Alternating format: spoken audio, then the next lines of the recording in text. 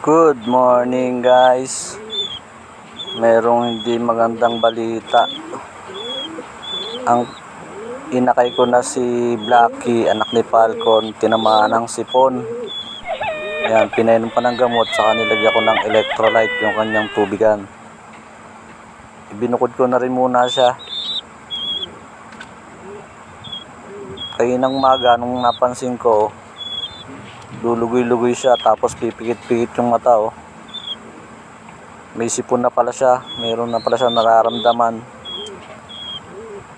Kaya ibinukod ko muna siya. Pero yung kapatid naman niya, wala namang sakit eh. Bukod tanging si Blacky lang, ito si Choco, wala namang sakit. Saka yung mga magulang niya, wala rin namang sakit eh oh. Siguro sa ulan din, na ulanan yan eh. Yung kulungan nila nababasa ng ambon pag naulan. Ganyan talaga yung mga inakay, madaling tamaan ng sakit, lalo na pag sipon.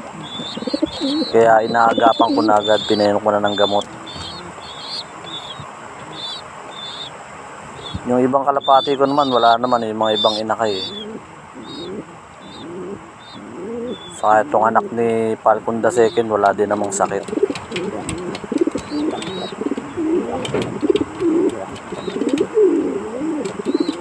Binukod ko na, baka magkahawa-hawa sila eh.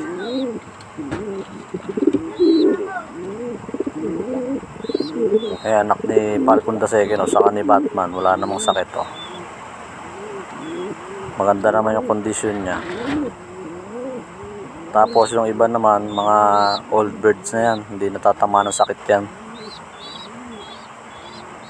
Oh, ito mga inakay na to, malalaki na rin yan, hindi natatama ng sakit.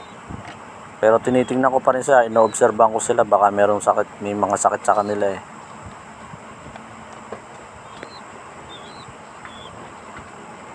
Siya lang ang ano eh oh, yung balahibo niya lulugoy-lugoy eh oh. Tinamaan talaga ng sipon.